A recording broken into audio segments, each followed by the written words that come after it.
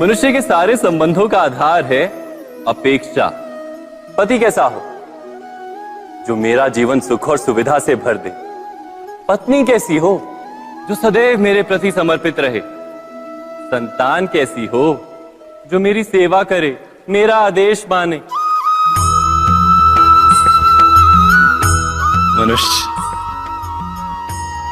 मनुष्य उसी को प्रेम भी कर पाता है जो उसकी अपेक्षा पूर्ण करता है। और अपेक्षा की तो नियति है भंग होना। कैसे? क्योंकि अपेक्षा मनुष्य के मस्तिष्क में जन्म लेती है। कोई अन्य व्यक्ति उसकी अपेक्षाओं के बारे में जान ही नहीं पाता। पूर्ण करने की प्रामाणिक इच्छा हो तब भी कोई मनुष्य किसी की अपेक्षाओं को पूर्ण नहीं कर पाता। और वहां से जन्म लेता है संघर्ष। सारे संबंध संघर्ष में परिवर्तित हो जाते। पर मनुष्य अपेक्षा को संबंध का आधार ना बनाए और स्वीकार करे केवल संबंध का आधार, तो क्या ये जीवन स्वयमेव सुख और शांति से नहीं भर जाएगा? स्वयं विचार कीजिएगा।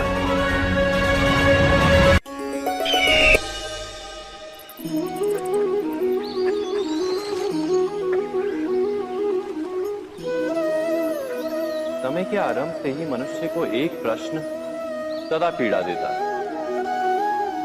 कि वो अपने संबंधों में अधिकतम सुख और कम से कम दुख किस प्रकार प्राप्त कर सकता है। क्या आपके सारे संबंधों ने आपको संपूर्ण संतोष दिया है? विचार कीजिए।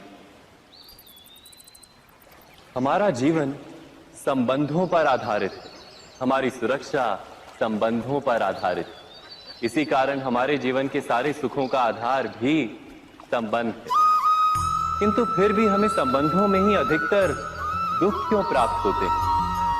सदा ही संघर्ष भी संबंधों से ही उत्पन्न क्यों हो जाते हैं? कभी विचार किया है? जब कोई व्यक्ति किसी अन्य व्यक्ति के विचार अथवा कार्य को स्वीकार नहीं करता, उसमें परिवर्तन करने का प्रयत्न करता है, तो संघर्ष जन्म लेता है। अर्थात जितना अधिक अस्वीकार उतना ही अधिक संघर्ष, और जितना अधिक स्वीकार उतना ही अधिक सुख। क्या ये वास्तविकता नहीं? यदि मनुष्य स्वयं अपनी अपेक्षाओं पर अंकुश रखे, अपने विचारों को परखे, किसी अन्य व्यक्ति में परिवर्तन करने का प्रयत्न ना कर स्वयं अपने भीतर परिवर्तन करने का प्रयास करे, तो क्या संबंधों में संतोष प्राप्त करना इतना कठिन? अर्थात क्या स्वीकार ही संबंध का वास्तविक अर्थ नहीं? स्वयं विचार कीजिए।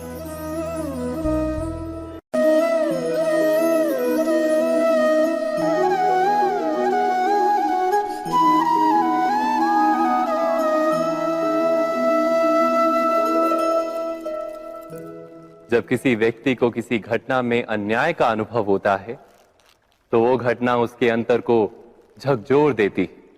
समस्त जगत उसे अपना शत्रु प्रतीत होता है। अन्याय लगने वाली घटना जितनी बड़ी होती है, मनुष्य का हृदय भी उतना ही अधिक विरोध करता है। उस घटना के उत्तर में वो न्याय मांगता है, और ये योग्य भी है। वास्तव में समाज में किसी भी प्रकार का अन्याय व्यक्ति की आस्था और विश्वास का नाश है। किंतु ये न्याय क्या है? न्याय का अर्थ क्या है? अन्याय करने वाले को अपने कार्य पर पश्चाताप हो और अन्याय भुगतने वाले के मन में फिर से विश्वास जगे समाज के प्रति। इतना ही अर्थ है ना न्याय का। किंतु जिसके हृदय में धर्म नहीं होता, वो न्याय को छोड़कर बैर और प्रतिशोध को अपनाता है। हिंसा के बदले प्रतिहिंसा की भावना लेकर चलता है। स्वयं भोगी हुई पीड़ा से कहीं अधिक पीड़ा देने का प्रयत्न करता है और इस मार्ग पर चलते अन्याय को भुगतने वाला स्वयं अन्याय करने लगता है। शीघ्र ही वो अपराधी बन जाता है, अर्थात न्याय और प्रतिशोध के बीच बहुत कम अंतर होता है और इसी अंतर का नाम है धर्म। क्या ये सत्य नहीं? स्वयं विचार कीजिए। दो व्यक्ति जब निकट आते हैं तो एक दूसरे के लिए सीमाएं और मर्यादाएं निर्मित करने का प्रयत्न अवश्य करते हैं।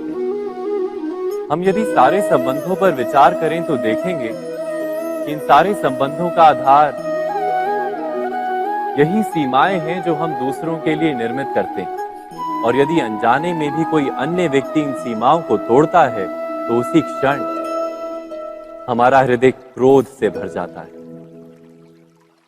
इन सीमाओं का वास्तविक रूप क्या है? क्या हमने कभी विचार किया? सीमाओं के द्वारा हम दूसरे व्यक्ति को निर्णय करने की अनुमति नहीं देते, अपना निर्णय उस व्यक्ति पर थोपते, अर्थात किसी की स्वतंत्रता का अस्वीकार करते हैं।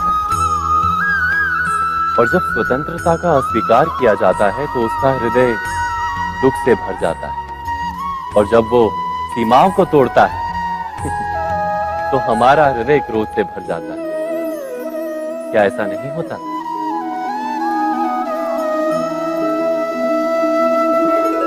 पर यदि एक दूसरे की स्वतंत्रता का सम्मान किया जाए तो किसी मर्यादाओं या सीमाओं की आवश्यकता ही नहीं होती। अर्थात जिस प्रकार स्वीकार किसी संबंध का देह है, क्या वैसे ही स्वतंत्रता किसी संबंध की आत्मा नहीं? स्वयं विचार कीजिए।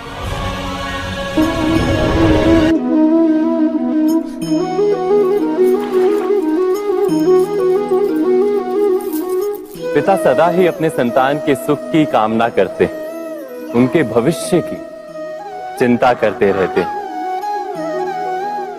इसी कारणवश सदा ही अपने संतानों के भविष्य का मार्ग स्वयं निश्चित करने का प्रयत्न करते रहते हैं।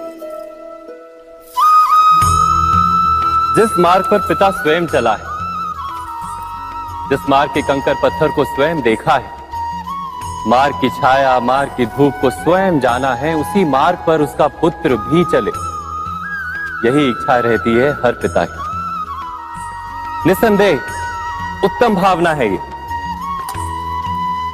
किंतु 3 प्रश्नों के ऊपर विचार करना हम भूल ही जाते। कौन से प्रश्न? प्रथम प्रश्न, क्या समय के साथ प्रत्येक मार्ग बदल नहीं जाते? क्या समय सदा ही नई चुनौतियों को लेकर नहीं आता? तो फिर बीते हुए समय के अनुभव नई पीढ़ी को किस प्रकार लाभ दे सकते हैं? दूसरा प्रश्न, क्या प्रत्येक संतान अपने माता पिता की छवि होता है? हाँ, संतानों को संस्कार तो अवश्य माता पिता देते हैं, किंतु भीतर की क्षमता तो ईश्वर देते हैं। तो जिस मार्ग पर पिता को सफलता मिली है, विश्वास है कि उसी मार्ग पर उसकी संतानों को भी सफलता और सुख प्राप्त होगा। तीसरा प्रश्न, क्या जीवन के संघर्ष और चुनौतियां लाभकारी नहीं होती? क्या प्रत्येक नया प्रश्न एक नए उत्तर का द्वार नहीं खोलता? तो फिर संतानों को नए नए प्रश्नों, संघर्षों और चुनौतियों से दूर रखना, ये उनके लिए लाभ करना कहलाएगा या हानि पहुंचाना? अर्थात जिस प्रकार संतान के भविष्य का निर्माण करने के बदले उसके चरित्र का निर्माण करना श्रेष्ठ है, वैसे संतानों के जीवन का मार्ग निश्चित करने के बदले उन्हें नए संघर्षों के साथ जूझने के लिए मनोबल व ज्ञान देना अधिक लाभदायक नहीं होगा? स्वयं विचार कीजिए। सबके जीवन में ऐसा प्रसंग अवश्य आता है कि सत्य कहने का निश्चय होता है हृदय में, किंतु मुख से सत्य निकल नहीं पाता। कोई भय मन को घेर लेता है। किसी घटना अथवा प्रसंग के बारे में बात करना या फिर स्वयं से कोई भूल हो जाए उसके बारे में कुछ बोलना, क्या ये सत्य है? नहीं, ये तो केवल तथ्य है। अर्थात जैसा हुआ था वैसा केवल बोल देना सामान्य सी बात है। किंतु कभी कभी उस तथ्य को बोलते हुए भी भय लगता है। कदाचित किसी दूसरे की भावनाओं का विचार आता है मन, दूसरे को दुख होगा ये भय भी शब्दों को रोकता है। तो ये सत्य क्या है? क्या हमने कभी विचार किया है? जब भय रहते हुए भी कोई तथ्य बोलता है तो वो सत्य कहलाता है। वास्तव में सत्य कुछ और नहीं, केवल निर्भयता का दूसरा नाम है। और निर्भय होने का कोई समय नहीं होता, क्योंकि निर्भयता आत्मा का स्वभाव है। अर्थात क्या प्रत्येक क्षण सत्य बोलने का क्षण नहीं होता?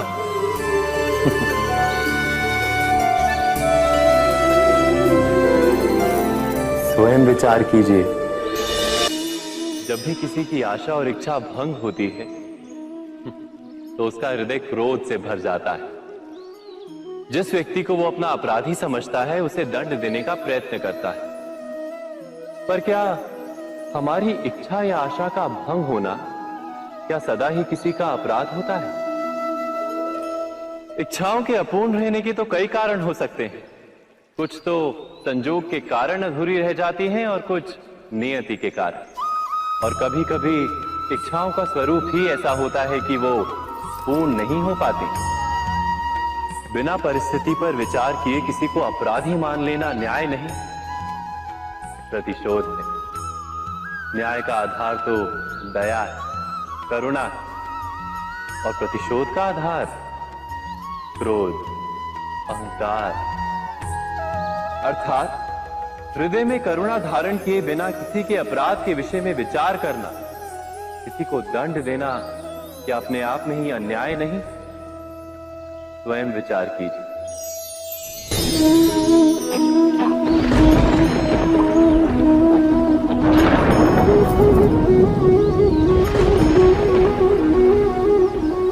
सपनों और पूर्वाभासों के आधार पर हम भविष्य के सुख दुख की कल्पना करते हैं। भविष्य के दुख का कारण दूर करने के लिए हम आज योजना बनाते हैं। किंतु कल के संकट को आज निर्मूल करने से हमें लाभ मिलता है या हानि पहुंचती है? ये प्रश्न हम कभी नहीं करते। सत्य तो ये है कि संकट और उसका निवारण साथ जन से, व्यक्ति के लिए भी और सृष्टि के लिए भी। नहीं, आप अपने भूतकाल का स्मरण कीजिए, इतिहास को देखिए। आप तुरंत ही ये जान पाएंगे कि जब जब संकट आता है तब तब उसका निवारण करने वाली शक्ति भी जन्म लेती है। यही तो जगत का चलन है। वस्तुतः संकट ही शक्ति के जन्म का कारण है। प्रत्येक व्यक्ति जब संकट से निकलता है तो एक पद आगे बढ़ा होता है, अधिक चमकता है, आत्मविश्वास से अधिक भरा होता है, न केवल अपने लिए अपितु विश्व के लिए भी। क्या ये सत्य नहीं? वास्तव में संकट का जन्म है एक अवसर का जन्म, अपने आप को बदलने का, अपने विचारों को ऊंचाई पर करने का अवसर, अपनी आत्मा को बलवान और ज्ञान मंडित बनाने का अवसर। जो ये कर पाता है उसे कोई संकट नहीं होता, किंतु जो ये नहीं कर पाता वो तो स्वयं एक संकट है विश्व के लिए। विचार कीजिए।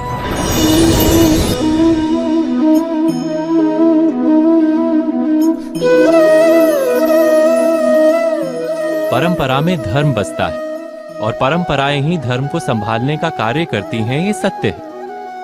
पर क्या केवल परंपरा ही धर्म है? विचार कीजिए। सत्य तो यह है कि जिस प्रकार पाषाण में शिल्प होता है, उसी प्रकार परंपरा में धर्म होता है। इस पत्थर में शिल्प है, ये पत्थर शिल्प नहीं। शिल्प को उजागर करने के लिए उसे तोड़ना पड़ता है, अनावश्यक भागों को दूर करना पड़ता है।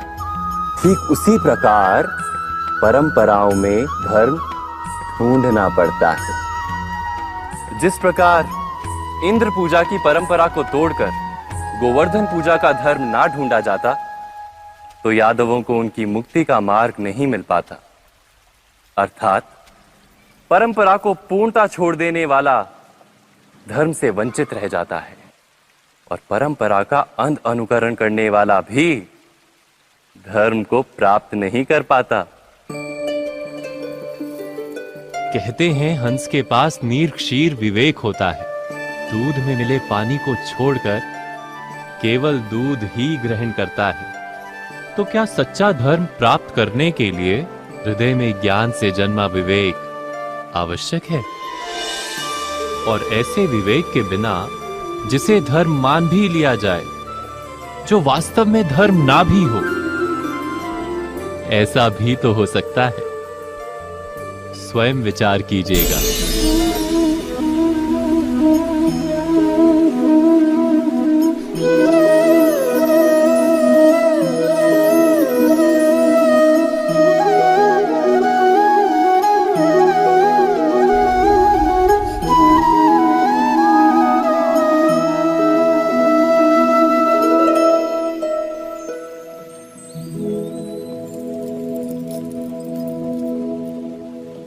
भविष्य के आधार पर सब आज का निर्णय लेना चाहते हैं। भविष्य में सुख मिले, भविष्य सुरक्षित हो, ऐसे निर्णय आज लेने का प्रयत्न रहता है सबका। आप अपने जीवन को देखिए। क्या आपके अधिकतर निर्णय के पीछे भविष्य का विचार नहीं होता? और हो भी क्यों ना। अपने जीवन को सरल और सुखमय बनाने का प्रयत्न करने का अधिकार सबका है। पर भविष्य तो कोई नहीं जानता, केवल कल्पना ही की जा सकती है। तो जीवन के सारे महत्वपूर्ण निर्णय कल्पनाओं के आधार पर ही करते हैं हम। क्या निर्णय करने का कोई तीसरा मार्ग हो सकता है? विचार कीजिए। सारे सुखों का आधार धर्म है, और वो धर्म मनुष्य के हृदय में बसता है। तो प्रत्येक निर्णय से पूर्व स्वयं अपने हृदय से ये प्रश्न अवश्य पूछ लेना कि ये निर्णय स्वार्थ से जन्मा है या धर्म से। क्या इतना पर्याप्त नहीं? भविष्य के बदले धर्म का विचार करने से क्या भविष्य अधिक सुखपूर्ण नहीं होगा? स्वयं विचार कीजिए। व्यक्ति को जब उसके अपराध का दंड मिलता है, तब कभी कभी उस न्याय को देखकर मन कचोटता है। प्रश्न उठता है हृदय में कि जब वो अपराध हुआ था, तब व्यक्ति भिन्न था। उसके पश्चात उसने इतने पश्चाताप किए, स्वयं में इतना परिवर्तन किया, फिर उसे दंड क्यों मिले? पर जहां आघात होता है, वहां प्रत्याघात भी होता है। जैसा कर्म वैसा फल। यदि किसी को प्रेम दोगे तो सुख प्राप्त होगा, यदि किसी की हत्या करोगे तो मृत्यु दंड मिलेगा। जैसा कार्य वैसा ही न्याय। तो फिर प्रायश्चित और पश्चाताप का कोई मूल्य नहीं है? अवश्य है मूल्य। प्रायश्चित और पश्चाताप मनुष्य की आत्मा को बलवान करता है। आने वाले दंड को स्वीकार करने के लिए मनुष्य को तैयार करता है। अर्थात बिना प्रायश्चित के दंड स्वीकार करने का कोई मूल्य है? स्वयं विचार कीजिए।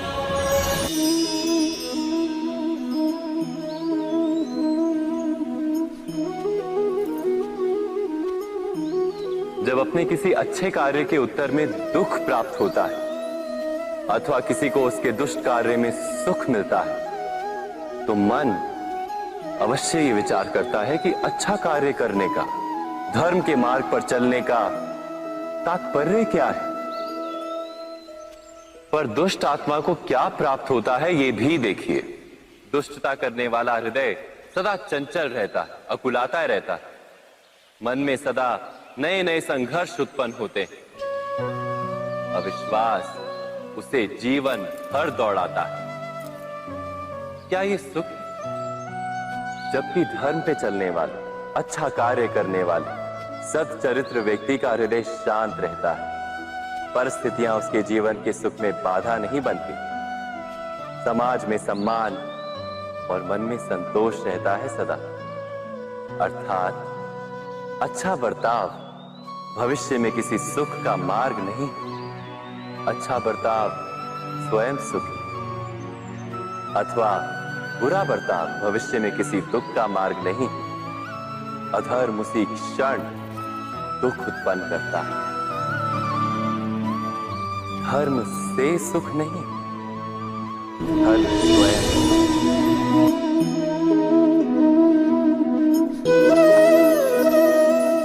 सत्ता की लालसा सबके हृदय को घेरे रहती है। प्रत्येक व्यक्ति अपना एक राष्ट्र निर्मित करने का प्रयत्न अवश्य करता है। फिर वो राष्ट्र कुरु राष्ट्र की भांति बहुत बड़ा हो या फिर अपने परिवार तक सीमित हो, वो सत्ता प्राप्त करने का प्रयास अवश्य करता है। किंतु सत्ता का वास्तविक रूप क्या है? क्या हमने कभी विचार किया है? एक मनुष्य जितने अधिक लोगों के जीवन को प्रभावित कर सके, जितने अधिक लोगों के जीवन की स्वतंत्रता पर अंकुश रख सके, उतनी ही अधिक सत्ता का अनुभव करता है वो। सत्ता का वास्तविक रूप ही है अन्य के जीवन पर स्वयं का प्रभाव। किंतु क्या वास्तविक प्रभाव प्रेम, दया, करुणा और धर्म से निर्मित नहीं होता? जब भी मनुष्य कठोरता और अधर्म से सत्ता प्राप्त करने का प्रयत्न करता है, तब वो दूसरों के हृदय में विरोध अथवा विद्रोह को जन्म देता है। और परिणाम कुछ इस प्रकार। हां, कुछ समय के लिए वो स्वयं को प्रभावी और शक्तिशाली अवश्य पाता है, किंतु वो वास्तविक सत्ता नहीं। यही कारण है कि भृगु और वशिष्ठ जैसे ऋषियों की आज भी पूजा की जाती है, रावण और हिरण्यकश्यप की नहीं। इस पर तो आप विचार अवश्य करें। सत्य कहा ना?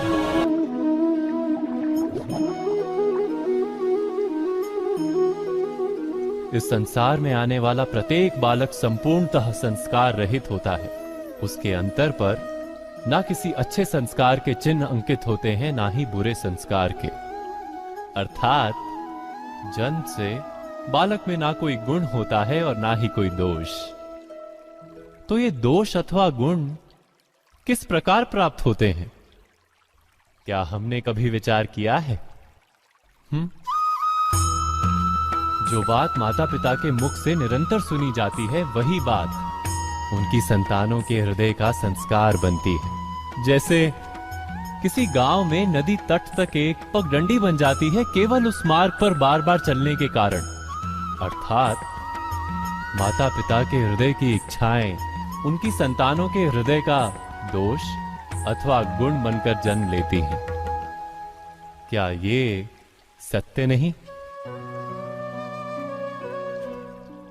पर फिर भी जब उनकी संतानों में कोई दोष दिखाई देता है, तो माता पिता आश्चर्य और दुख से भर जाते हैं।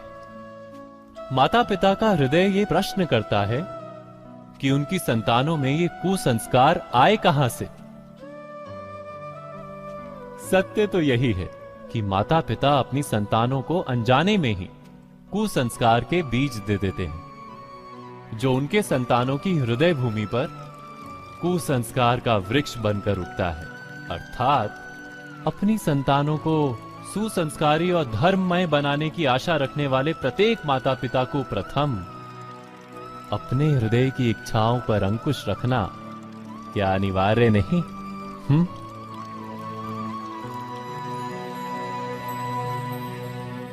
प्रत्येक माता पिता इस पर विचार अवश्य कीजिएगा।